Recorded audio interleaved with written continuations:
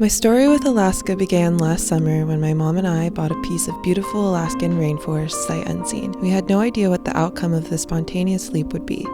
Thankfully, it has turned out to be one of the better decisions I have made in my life. Some might consider me a city girl turned wannabe country, but for me, I truly feel like I've found the place I feel the most myself and the most connected to nature I've ever been. I mean, to give it credit, it's pretty easy to get connected to nature when you're surrounded by the pristine beauty of Alaska. I'm truly so grateful to be connected to this place in any way I can, and am beyond grateful for the community that has accepted me here and has taught me so much already. The feeling that I have found heaven on earth hasn't faded, even through spending last October through February in endless rain and record-breaking snowfall in a tiny dry cabin with my mom and our 2 dogs.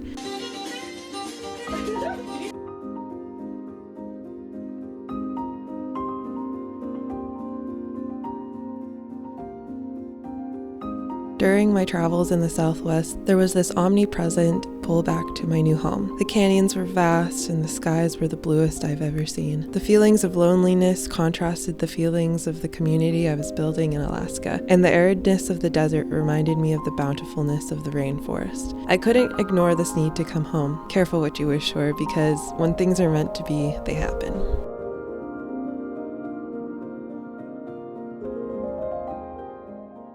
So surprise everybody, I am back in the Southeast Alaskan rainforest for the summer. I think something that is so magical about exploring and traveling to new places where people live differently than what you're used to, it helps you see the bigger picture and really start to see like where you see yourself, where you fit in. And it was a wonderful time in the desert, but when this opportunity came up, I was so excited to try something new out here and come back to where I feel the most comfortable for a few months and figure it out from there. So this summer I will be working on a crabbing skiff, and basically I will be crabbing all summer out on the beautiful ocean and learning a lot of things. Already we have done some pretty hard work. We've overhauled 150 pots to get them ready to throw into the water to set for the summer, for the crabbing season, which here in Southeast Alaska is June 15th to August 15th. However, sometimes they close the season early if there aren't a lot of crab in the water, and we're contending with a lot of different things this year because of fuel prices and how many crab are in the water this year. So it will be a very interesting year. I think more than anything than making money, for me, this is an experience. Yes, it's a paid adventure, which is great, so I will make some money doing this, but I think it's really important for me to immerse myself in the commercial fishing industry here in Southeast Alaska and learn about it at least for 1 year. I'm committing myself to a season of learning about this so that I can have a deeper understanding for the community and become a part of the community and contribute to the community. So yeah, so I found myself a cute little studio to stay in for a few months, which kind of fell in my lap. I was a little worried when I got here about where I was going to stay. Thankfully, the lady who hired me said that I could stay with them until I found a spot, and I was able to find a little studio in about a week. So this is my first time ever living alone in an apartment, in a studio, like renting a place by myself. So that I'm super stoked about. It's gonna be really nice to just have time. As far as my puppy William, I know I've been getting so many questions like on Instagram and stuff like, where's William? And he's gonna be taken care of by my mom this summer, just for about 3 months. It's so generous and so nice of her to be willing to take care of him. He's a very good boy, and it's better for him to be with my mom than up here with me because I will be working long hours and I will mostly be working like 60 days straight. A maximum of 62 days straight, so I gotta focus, and so I'm very lucky to have my mother. I miss William so much though, and the Jeep is stored in Michigan, down where my grandma lives, and I will be coming back to Michigan at the end of the season. However, I am going to take advantage of not having William for a couple weeks. I've already discussed this with my mom and she's perfectly okay with it, and taking care of William for a couple extra weeks so I can go do some sort of cool adventure somewhere here in Alaska is my plan before I head back to Michigan in the early fall. So by then it's practically winter here, honestly. And I'm going to try my best to share as much of the crabbing and stuff that I can. I do need to focus on my job and be a good deckhand and all of that. So also depends on what boss lady is okay with. So I will share as much as I can. I'm sure I'm going to have some really wild stories. I'm really excited and I'm just so happy to be back here in Southeast Alaska. Like, this is home for me and I feel so much brighter and just so much more happy when I'm here. Seaplane. There's a seaplane service that happens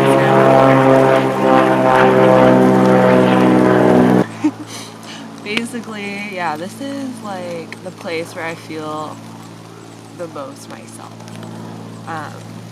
Yeah. And as for the land, because I know some of you guys joined my channel when we bought our land here, I will give you all an update later in the video about it. But for now, we're going to do a little hike through the rainforest and enjoy the last few days before we're working literally every day and waking up at 3 in the morning. Pretty much every day for 2 months. Good luck to me. This video is proudly sponsored by Aura. It might seem counterintuitive that I spend a lot of time on the internet, as I like to spend a lot of time outdoors. However, this doesn't mean I don't use the internet as I bounce from place to place. Did you know, in 2020, 49 million Americans were victims of identity theft, and it ended up costing them a combined $56 billion.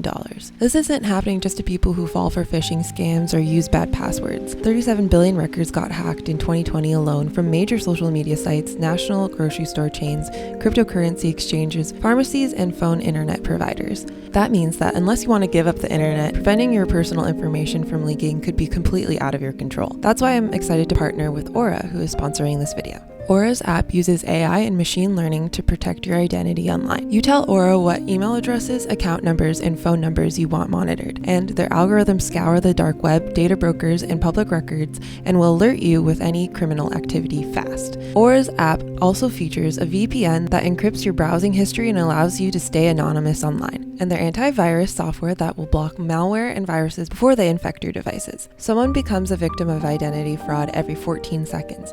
Don't be the next one. Let Aura do the hard work of protecting your identity.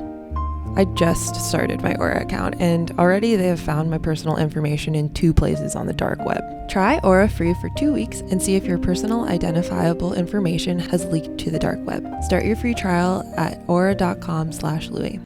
Since I don't have a car here, it's really forcing me to explore deeper because you know me, I'm not happy unless I'm doing explorations and just, you know, sauntering through the woods. I've been finding lots of like side trails that are, you know, old that people have walked through, or deer, animals at some point, and following them.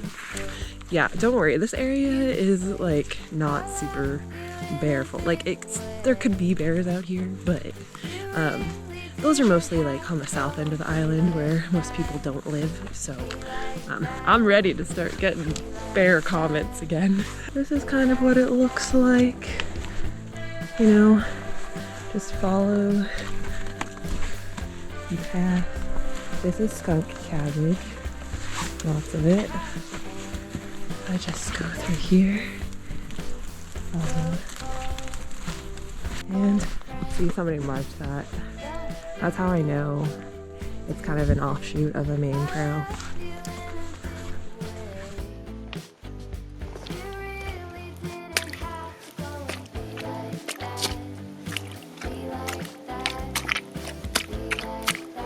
This behind me is where I will be spending a majority of my summer. I will be spending my time out there. Is where we will be hauling pots from the ocean floor, and we will hopefully be pulling up a ton of Dungeness crab. Like, we're talking like thousands of pounds, tens of thousands of pounds of crab every year. And yeah, it's beautiful. It's so beautiful. Yeah, hopefully I will be getting my sea legs, and most importantly, I really hope to be able to try some of this delicious Dungeness crab. Like, this is some of the most like premium food you could possibly get. I'll definitely show y'all what being a deckhand for a crabber is like in later videos, but basically when you picture me this summer, picture me out on the water this way. So basically after we have finished preparing our pots to be set in the water and working on getting the boat ready and, you know, the minor details to get us ready, like learning all of the safety stuff that I need to know, I've been spending the past week, you know, preparing myself mentally, you know, doing push-ups, preparing myself mentally for all of the possibilities of things that can go wrong out there. And, you know, it's really like, I think, a mindset you have to have when you're put in situations that are, you know, to be frank, very dangerous. There's like, you know, a few things that I'm very anxious about like the potential of, you know, throwing a crab pot in the water and being pulled down with it. So I'm trying to like put myself right now in a mental state where I am going to be very clear and very like aware of what's happening out there. Like, this is no joke, y'all. Like, I'm realizing now after learning more about it, like you got to take this shit seriously. So I think I'm not going to be the same person by the end of the summer. That's for sure. Check out all of these wildflowers. They're beautiful. Hello and welcome to my tour of my very small studio for the summer. As you can see, there is a trash can with an empty egg carton. Don't mind my bear food shelf. I need to go grocery shopping. Get some cookies just now. Here is where I hang all of my stuff. How do people do house tours like this? Here's a little kitchenette thingy. Little mini fridge. Very cute. Then you turn here, there's a little place to eat. This is where I've been working on my videos. This amazing view. Oh wow, the tide is actually kind of high today. That's the highest I've seen it. Normally it's not this high. There's always something happening. The people who live across from me have a very interesting life. I saw a deer over there yesterday. I saw 2 eagles there. I see lots of birds and they're bird feeders. It's great. It's kind of the coolest view I've ever had. And then here's my sleeping area.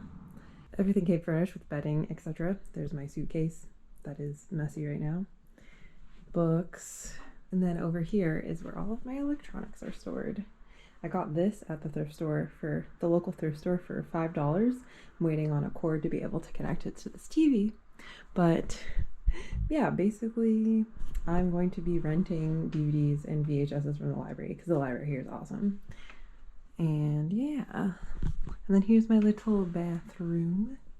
It's very cute. Sink. Me.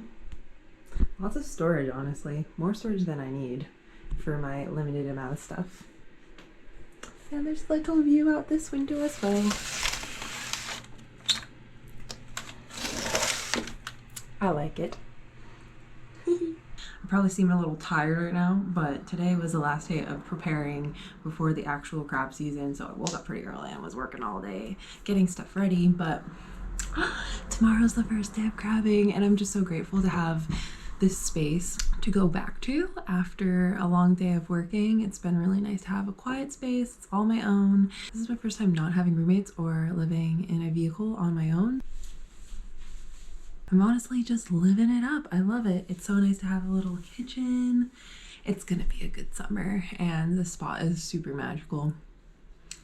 So yeah, this is my little spot. I'm gonna add some decorations here and there, ones that I can take with me and make this spot a little more homey for the 3 months that I'm here. I know I'm gonna be getting several comments about like, what about your land? Are you ever gonna build on your land? What's happening with your land? And so I figured I should probably just say something now so y'all can have your answer and you can know what's going on and we're all updated. Yes, I did just throw some crumbs. I have a vacuum, so there's like crumbs on the rug. That's something I need to get. Yeah, so if you haven't heard already in any of the other videos where I mention the land and stuff, our land is still ours. We are, you know, we still own it, and it is our goal for next summer to finally start the process of getting it ready to hang out on and live on. Probably not full time for the moment, but we have our bid on our little parking pad thing that we're gonna do, and I'm saving money. That's part of the reason why I took this job, is because I want to save some of the money I make this summer up to help build the trail that we will be having on the property. We're gonna need to build like a set of stairs, and like we're gonna need like gravel and wood chips to make it all nice and stuff.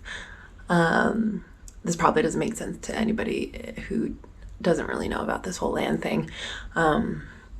So yeah, I'm saving up money, my mom's saving up money, and next spring we'll be on the schedule to get our little parking pad done, which will be great because we can stage lumber there, we can stage gravel there, we can park there more easily, because right now we've been using there's like parking pull off across the street. We've been using that, and it just makes it really hard to like do anything on the property when you're having to like haul stuff across the street. So we're working on it. I just feel revitalized after stepping away from it for a moment, and I feel so much better about like the prospect of everything that we have to do in order to get it to be somewhat livable enough to stay there in the summers until we can really build more. I think that it's just something that I don't think people realized when we first started this build and I started sharing it.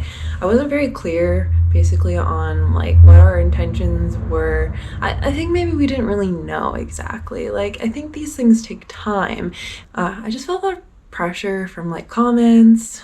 No one really here in person but ever put pressure on us, but I think I felt a lot of pressure from the internet about like having to move very quickly with this property. And I think I'm now in a place where it's like, you know, it could take a decade for us to even get it somewhat finished, but that's not what really matters to me. Is the speed does not matter to me about how quickly we develop the land. We're normal people with like normal incomes, and it takes time to build these kind of things. And so I've just been okay with the idea of not finishing it very quickly, adventuring, living my life, sharing what I want and can with you guys. And I'm just happy that we made this investment, my mom and me together, and it will be something very magical. It is something very magical and special to both of us still. Plans change a lot, but currently, after we build a trail, I really want to put a small yurt on it, build a nice platform in the place that we had originally said we wanted to put the first little